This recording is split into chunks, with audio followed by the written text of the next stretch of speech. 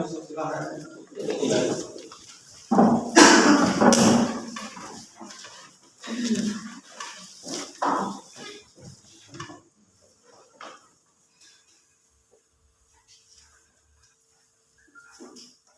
hati kita, mari kita berdoa. Terima kasih Tuhan atas kasih dan saudara Bapa. Kau masih menyertai kami pada hidup kami di malam hari, sehingga kami dapat dipanggil bangun pada hari ini untuk beribadah di tempat-Mu, di GKJ Susukan Blok Beribadah. Tuhan berkati kami dalam beribadah. Tuhan berkati kami juga yang akan mendengarkan sebagian dari firman-Mu.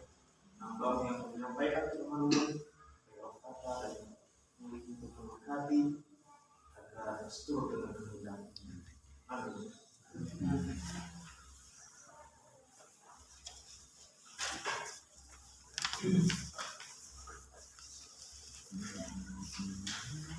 Shalom Bapak Ibu. Shalom. Shalom Bapak Ibu. Shalom. Injil Tuhan Yesus Kristus kita baca menurut kesaksian Injil Yohanes 10 ayat 11 sampai dengan 18. Injil Yohanes 10 ayat 11 sampai dengan 18, saya akan membacakannya untuk kita simak. Akulah gembala yang baik. Gembala ia yang baik memberikan nyawanya bagi domba-dombanya. Sedangkan seorang upahan yang bukan gembala dan yang bukan pemilik domba-domba itu sendiri, ketika melihat serigala datang, meninggalkan domba-domba itu lalu lari, sehingga serigala itu menerkam dan mencerai-beraikan domba-domba itu. Ia lari karena ia orang upahan dan tidak memperhatikan domba-domba itu. Akulah gembala baik, dan aku mengenal domba-dombaku, dan domba-dombaku mengenal aku. Sama seperti Bapa mengenal aku, dan aku mengenal Bapa. Dan aku memberi nyawaku bagi domba-dombaku. Ada lagi padaku domba-domba lain yang bukan dari kandang ini. Domba-domba itu harus kutuntun juga, dan mereka akan mendengarkan suaraku, dan mereka akan menjadi satu kawanan dengan satu gembala. Bapa mengasihi aku, oleh karena aku memberikan nyawaku untuk menerima kembali. Tidak seorang pun mengambilnya daripadaku, melainkan aku memberikan menurut kehendakku sendiri. Aku berkuasa memberikannya dan berkuasa mengambilnya kembali. Inilah tugas yang kuterima dari Bapakku. Demikianlah Injil Tuhan Yesus Kristus. Berbahagialah orang yang mendengarkan sabda Tuhan dan yang memeliharanya. Haleluya. Shalom Bapak Ibu yang dikasih oleh Tuhan. Shalom. Ya, ada pepatah mengatakan tak kenal maka tak sayang. Sebelum kita lebih jauh lagi mengenal firman Tuhan dan mendengarkan firman Tuhan, saya akan memperkenalkan diri saya, Bapak Ibu dan saudara-saudara yang terkasih. Nama saya Nelson Haryanto Damani. Saya mahasiswa teologi dari Universitas Kristen Satya Wacana. Saya angkatan 2021. Saat ini sedang melakukan praktik komunika 2 atau yang sering disebut praktik berkhotbah. Saya sebelumnya berterima kasih kepada Bapak Ibu, saudara-saudari dan Bapak Majelis, Ibu Majelis yang memberikan kesempatan kepada saya untuk melakukan praktik komunika 2 di GKJ Susukan Blok Kemiri. Bapak Ibu, saudara-saudari, demikianlah perkenalan singkat dari saya. Mungkin nanti kalau sudah pulang boleh berkenalan kembali.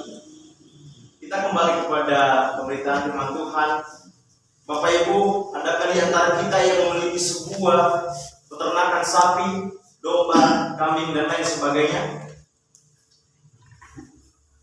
Apakah di antara Bapak Ibu pernah melihat seorang gembala yang sedang menjaga dan mengarahkan ternaknya?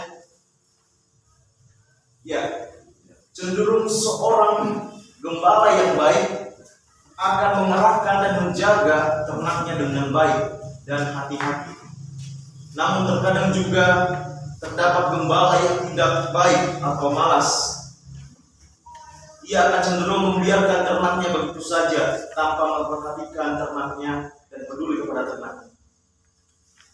Ibu bapak dan saudara-saudari yang dikasihi oleh Tuhan, di dalam Yohanes 10 menggambarkan Yesus sebagai gembala yang baik.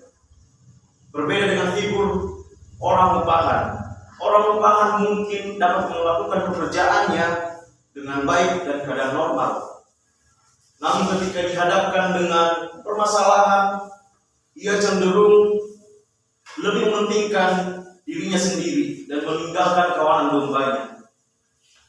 Sebaliknya, gembala yang baik akan bertanggung jawab atas domba-dombanya, bahkan rela mengorbankan dirinya demi keselamatan domba-dombanya. Injil Yohanes 10 ayat 11-18 memberikan gambaran yang sangat jelas mengenai siapa Kristus bagi kita. Tuhan adalah gembala yang baik bagi setiap orang yang percaya kepadanya. Dan kita sebagai umatnya adalah domba-dombanya. Ada 3 hal yang dilakukan gembala yang baik dalam Yohanes ini. Yang pertama, ia bersedia memberikan nyawanya. Berarti hal ini menunjukkan ada kesediaan untuk mengorbankan segala yang dia punya, bahkan nyawanya sendiri, demi kehidupan domba-dombanya. Kedua, dia mengenal domba-dombanya. Di hadapannya tidak ada yang tersembunyi. Dan yang ketiga, gembala yang baik membuka diri kepada semua domba-dombanya dan memberi kasih yang sama kepada domba-dombanya, baik itu di luar kandangnya. Yang artinya, gembala yang di luar kandangnya ialah kita yang jauh daripada Tuhan. Ialah kita yang melakukan kesalahan dan tidak mau meminta maaf kepada Tuhan. Kita kembali kepada pembacaan Injil kita hari ini, di mana Yohanes 10 ayat 11-18 menjelaskan dengan jelas peran Kristus bagi kita. Tuhan adalah gembala yang baik bagi kita, setiap orang yang percaya. Saya dan Bapak Ibu kalian adalah gembala Tuhan, adalah domba Tuhan yang digembalakan dan ditata oleh Tuhan kehidupannya. 3 hal yang dilakukan oleh gembala yang baik di sini. Gembala yang baik yang dimaksud ialah Yesus Kristus. 3 hal yang tadi saya katakan. Yang pertama, dia mengorbankan nyawanya dan memberikan kehidupan bagi umatnya. Yang kedua, dia mengenal dan mengetahui setiap dombanya. Yang ketiga, kasihnya yang merata kepada setiap dombanya, bahkan yang berada di luar kandangnya sekalipun. Artinya orang-orang yang jauh daripada dia. Yesus menggunakan gambaran tentang gembala, dan di dalam Mazmur pengalaman Daud, Mazmur 33 tentang pemeliharaan Allah, Daud mengakui bahwa Allah memelihara hidupnya dan memberikan dan menata kehidupannya. Sama seperti domba yang dibawa kepada yang subur dan ke aliran air yang tenang, guna memenuhi kebutuhan dasar kehidupan serta memberikan rasa aman dan nyaman. Walaupun domba-domba itu terkadang berada di lembah yang gelap, yang dikelilingi oleh kejahatan yang bisa datang kapan saja, namun kekuatan dan perlindungan dari sang gembala cukup memberikan keselamatan, kenyamanan, dan rasa aman bagi gembalanya, bagi dombanya. Gada dan tongkat gembala yang digunakan oleh sang gembala untuk menjaga dapat memberikan penghiburan dan perlindungan bagi domba-dombanya. Hal ini menggambarkan kita umatnya, di mana Tuhan adalah gembala yang memberikan rasa aman, nyaman, dan menjanjikan keselamatan kepada kita.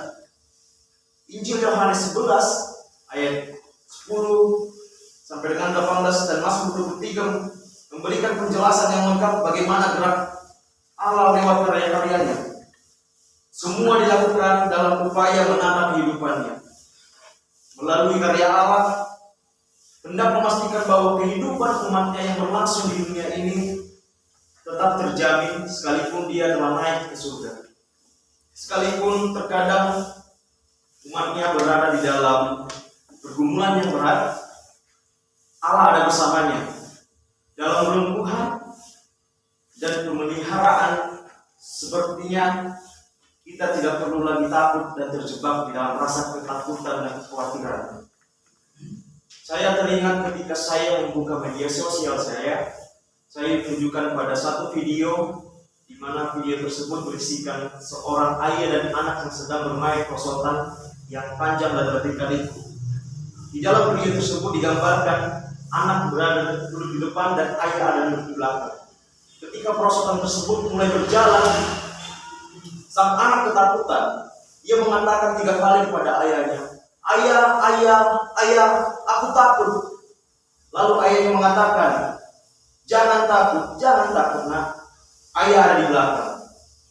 Luar biasa begitu jawaban seorang ayah kepada anaknya. Di dalam video itu membuat saya sadar ketika saya melihat tema ini, sang gembala ke atas kehidupan.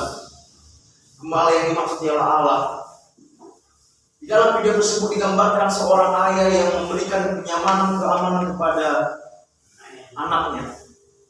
Dari video tersebut kita dapat mengambil makna bahwa seorang bapa, yaitu Tuhan, akan selalu berada di belakang kita ketika kita memiliki masalah, ketika kita mau menjalani hari-hari kita bersama Tuhan.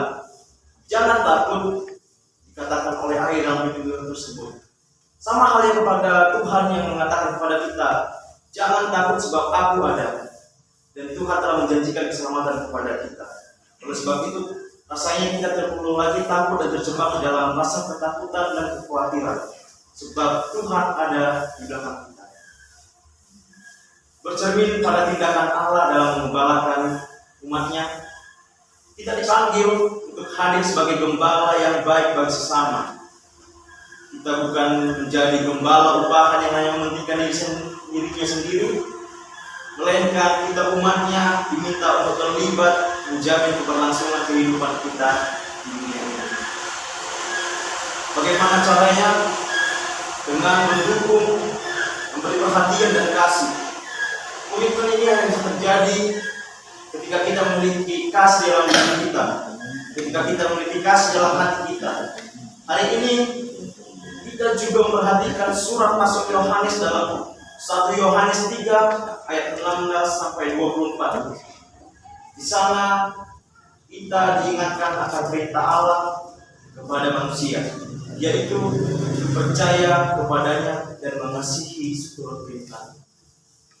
Mengasihi bukan hanya sekedar dengan lidah, perkataan, namun juga dalam bentuk perbuatan dan dalam kebenaran. Kasih adalah kebaikan yang diberikan oleh Allah yang dikaryakan dalam sebuah tindakan. Kasih akan membuat kita hadir bagi sesama dan rela dan senang hati, terutama bagi mereka dan saudara-saudara kita yang mengalami duka atau penderitaan. Sebagai pengikut Kristus yang siap melayani sesama, kita perlu bijaksana menghadapi berbagai tantangan dan rintangan. Bahkan Rasul Petrus hidupnya dipenuhi hikmat Allah, namun dia mengalami tantangan. Tetapi karena kebijaksanaan yang diberikan Allah kepadanya, Petrus siap menghadapi itu semua. Bapak Ibu, pernah mendengar cerita Petrus yang pemimpin-pemimpin zaman Yahudi pada masa itu marah kepadanya dan bertentangan kepadanya, dan ia dibawa dan ditangkap serta dipenjarakan. Namun Petrus tidak kehilangan keberaniannya karena ia percaya bahwa Allah ada bersamanya. Ia juga tetap tegar menghadapi sidang para pembesar agama Yahudi pada masa itu. Mengapa? Karena kekuatan Roh Kudus yang memenuhi dirinya. Kehidupan yang dipenuhi oleh hikmat Allah membuat Petrus rendah hati, menyadari segala yang dia capai bukanlah hasil dari kerja kerasnya sendiri dan kekuatannya sendiri, melainkan karena kuasa Kristus yang bekerja di dalam dirinya.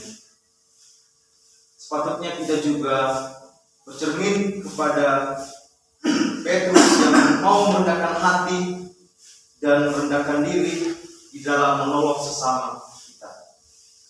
Ibu bapak dan saudara-saudari yang dikasihi oleh Tuhan, melalui contoh Petrus tadi, kita belajar bahwa menjalani hidup bersama Allah bukanlah perkara yang mudah. tantangan yang seringkali muncul dari mereka yang tidak suka akan kehadiran kita.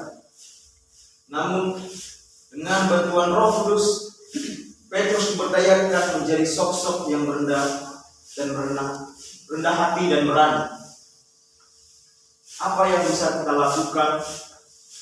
Yang pertama, Bapak Ibu dan saudara-saudari, sebagai gembala, ia telah memberi kita kasih yang tak terhingga. Kasih yang diberikan sang gembala kepada kita sedemikian besar sehingga mengorbankan seluruh hidupnya bagi seluruh umatnya. Melihat pada cara Allah menggembalakan umatnya, kita dipanggil menjadi gembala yang baik bagi sesama. Tidaklah cukup hanya menjadi gembala upahan yang hanya memikirkan kepentingan diri sendiri.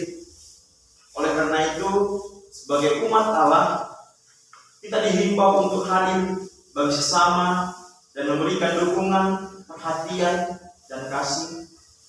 Seperti yang saya katakan tadi, komitmen ini hanya bisa terjadi ketika kita memiliki kasih dalam diri kita.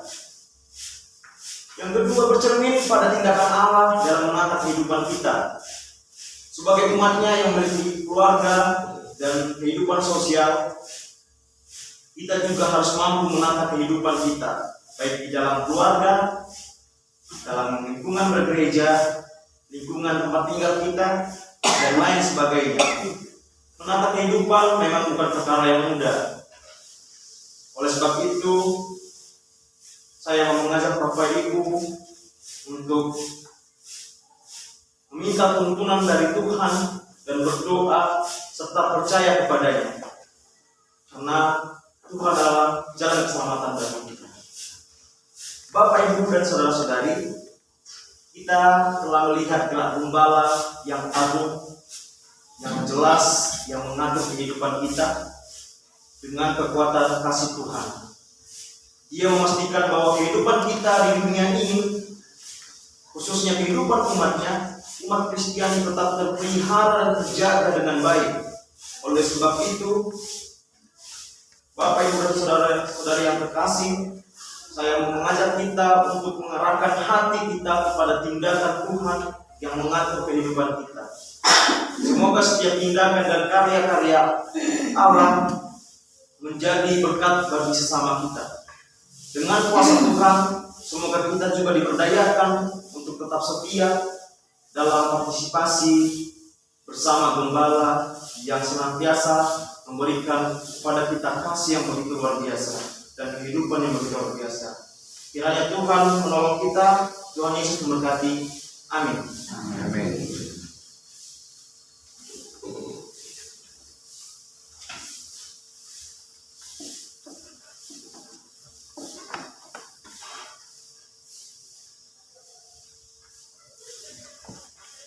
Kita berdoa, Bapak Ibu.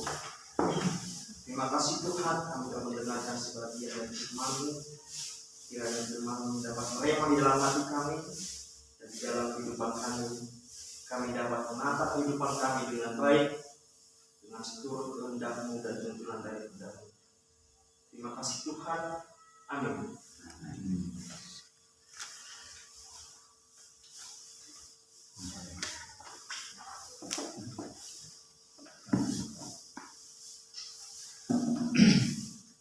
Monggo kula suwun jenengan kita ninggalaken kapitasan kita wonten ing sahadat 12 inggih punika pengakan kita Rasuli. Kawula kita dhateng alasan Rama ingkang maha kawasa ingkang ana tegemen. Inggih kita saking Kristus ingkang natawaken Gusti kawula ingkang natawaken suci saking perawan Maria. Ingkang ana sangsara menika pun Yesus Pilatus kasalib tapi siksa lajeng kasare akan kedatangan ingkang palimungan. Ingkang dipun kembali saking kanthi kerja lajeng semoga datang ing swarga pinara wonten ing alasan Rama ingkang maha kawasa. Saking kiri badhe rawuh ingkang ngajeng saking kesehatan. Kawula dateng suci kawula dateng dipun pasasan kesatuan sampai menapa putri Kristus, lahir pun Roh Kudus, serta Roh Kesan. Mari kita bersyukur kepada Tuhan. Kami bersyukur Tuhan atas hari ini, hari yang luar biasa dalam kehidupan kami. Hari ini kami dapat melaksanakan peribadahan kami untuk dikasih susukan roh ini Tuhan. Kami bersuka cita dan bersukaria datang di depan-Mu untuk memuji kemuliaan nama-Mu. Kami telah mendengarkan firman-Mu yang didasari oleh tema Sang Gembala yang menetap kehidupan. Kiranya Tuhan menatap kehidupan kami dengan baik, begitu dengan kami sebagai keluarga Kristiani. Kami bertanggung jawab untuk menatap kehidupan keluarga kami. Tuhan mampukan kami dalam menatap kehidupan kami, agar keluarga kami dapat menjadi keluarga yang bersinar di dalam kasih karunia-Mu. Tuhan, sebentar kami akan pulang dan berpisah dari tempat ini. Tuhan berkati kami, Tuhan lindungi kami. Dan Bapa, banyak pekerjaan, banyak tanggung jawab yang diemban oleh orang tua kami yang ada di sini. Tuhan menyertai, Tuhan memberikan kekuatan dan pertolongan bagi mereka dalam melakukan pekerjaan dan tanggung jawab mereka, sehingga mereka dapat melakukan yang terbaik dan penuh dengan tanggung jawab Tuhan. Tuhan, kami juga mendoakan orang tua kami yang ada di sini dan saudara-saudara kami yang hadir di sini, yang mungkin sedang tidak enak badan dan yang mungkin sedang sakit. Jemaat kami yang tidak dapat hadir pada hari ini, Tuhan berikan kesembuhan, tenaga medis dan obat-obatan yang dia makan. Tuhan yang memelihara dan memberkati makanan obat tersebut, agar menjadi kekuatan yang baru dan pemulihan yang baru bagi tubuh kami Tuhan, sehingga kami dapat bersukaria dan bersukacita untuk kembali memuji memuliakan nama-Mu bersama-sama di PKJ Susukan Roh ini Tuhan. Segala pembangunan dan program di gereja ini yang sedang dilaksanakan atau dalam proses pelaksanaan, Tuhan yang menyertai dalam proses pelaksanaannya Tuhan.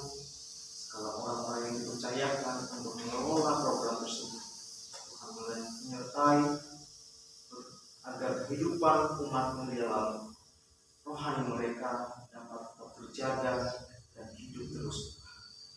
Tuhan, kami sadar kami adalah manusia yang tidak luput dari dosa. Kami adalah manusia yang tidak memiliki kekuatan dan memiliki keterbatasan. Oleh sebab itu, kami sadar untuk meminta pertolongan kepada-Mu. Tuhan, berikan kami pengampunan dosa. Tuhan, berikan kami kekuatan agar kami lebih dapat melakukan tanggung jawab kami. Terima kasih Tuhan. Amin.